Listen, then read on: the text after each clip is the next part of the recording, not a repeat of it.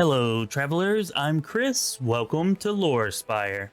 In today's video, we're going to be taking a detailed look at the Angel Mythic Path. This video will not cover mythic abilities or mythic feats, as those are available to every mythic path and really are build dependent. Timestamps are down in the description, so you can skip ahead if you like. Let's get started. Your first two mythic ranks have to go into Mythic Hero, and you'll have to choose a first Ascension at Mythic Rank 1. Close to Heavens is the obvious choice for an Angel, so that's the one that I'm including here. However, it isn't required, so be sure to consider all of the Ascensions and choose what's best for your build. Close to Heavens grants you the ability to unleash a heavenly ray of light that can target an enemy or ally within 50 feet as a ranged touch attack. This ray heals allies or damages enemies for 4d6 damage plus an additional 2d6 damage per mythic rank. This ability can be used 3 times per day plus an additional time per day for each mythic rank beyond the first. At Mythic Rank 2, Close to Heavens gives the ability to summon a Spirit Paladin and grants your character Resist Acid 20, Resist Cold 20, and immunity to petrification. At Mythic Rank 3, you can finally start on the Angel Mythic Path, and the first choice you'll have to make here is whether or not to combine the Angel's Mythic Spellbook with your class Spellbook. You will only have this option if you have levels in a class with a full Divine Spellcaster Spellbook.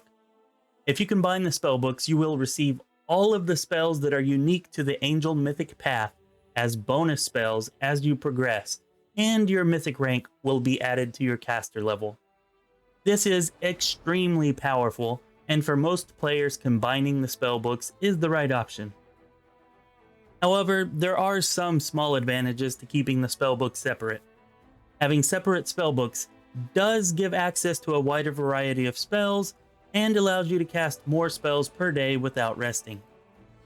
For most builds, these advantages aren't nearly as good as the advantages you get from combining the spellbooks, but maybe you'll come up with a build that benefits more from quality over quantity. Let me know in the comments if you have one in mind. Now, on the results screen, you will see that you received the Sword of Heaven, Angelic Halo, and Summon Spirit Paladin abilities. You will actually receive a different, stronger summon ability at every mythic rank, so I'm going to stop mentioning those. Just know that it does happen. The Sword of Heaven ability imbues your weapon with holy powers, causing it to deal an additional 2d6 holy damage on attacks. Spells cast while holding this weapon deal 2 extra dice of damage or heal 2 extra dice of damage. This is an activated ability with infinite uses. Sword of Heaven is the heart of the Angelic Path, and I'm so glad that they made this ability improve spell casting as well as weapon damage. I had kind of expected the Angel to be a martial path, but there is plenty of support to be found here for casters.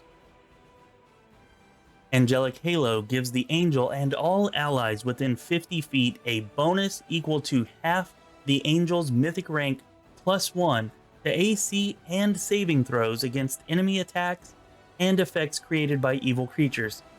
This is a passive ability that can be toggled on or off. You will receive new spells from each rank of Angel except the final rank. I'll be covering all of the spells the Angel Mythic Path receives in an upcoming video, so keep an eye out for that. And do me a favor, if you're getting value from this, like the video and subscribe to the channel. It really helps me out a lot, and I'd really appreciate it. Thanks. Moving on. At Mythic Rank 4, you can choose an improvement for your Sword of Heaven ability. Most of these improvements give specialized damage and immunities, and all but one are equally good for casters and non-caster builds. I'm going to cover these abilities in full detail in a separate upcoming video, so watch out for that. At the 5th Mythic Rank, you can choose an improvement for your Angelic Halo ability. These are mostly support abilities for you and your allies. And again, there are many options here for both caster and non-caster builds. I'll be detailing all of these options in the same video as the Sword of Heaven improvement. At Mythic Rank 6, you can choose another improvement for your Sword of Heaven ability. Then you also receive the Sword of Holy Damage ability, which allows the wielder of a weapon imbued with the Sword of Heaven ability to convert all of the damage they deal into holy damage. This ability can be toggled on or off. At Mythic Rank 7, you can choose another Angelic Halo improvement, and you receive the Halo's Holy Aura ability. This gives your Angelic Halo an aura similar to the Holy Aura spell. This aura has several effects as follows. First, all affected allies receive a +4 deflection bonus to AC and a +4 resistance bonus on saving throws against all attacks from any creature. Second, anyone affected by this aura receives spell resistance equal to 20 plus the Angel's Mythic rank against all evil spells and spells cast by evil creatures. Third, this aura protects from all mind-affecting spells and effects. Last, if an evil creature lands a melee attack on a creature warded by this aura, it is blinded. But the creature does get a chance at a fortitude saving throw to prevent the blindness. At Mythic Rank 8, you can choose a Greater Sword of Heaven ability. This list includes improvements that are much more powerful than the previous Sword of Heaven improvements, but you are still allowed to choose one of the lesser improvements here if you want. At Mythic Rank 9, there are no new abilities gained, except for the customary summon ability. At Mythic Rank 10, you receive another Greater Sword of Heaven improvement.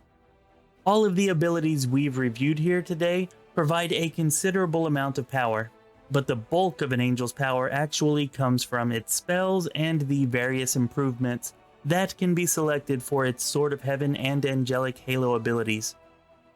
Links to those videos are in the description. Let me know down in the comments what you think of the Angel Mythic Path, and what kind of build you're planning to take advantage of what the Angel offers.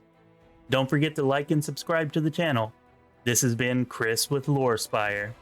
Thanks for your time, and farewell on your travels.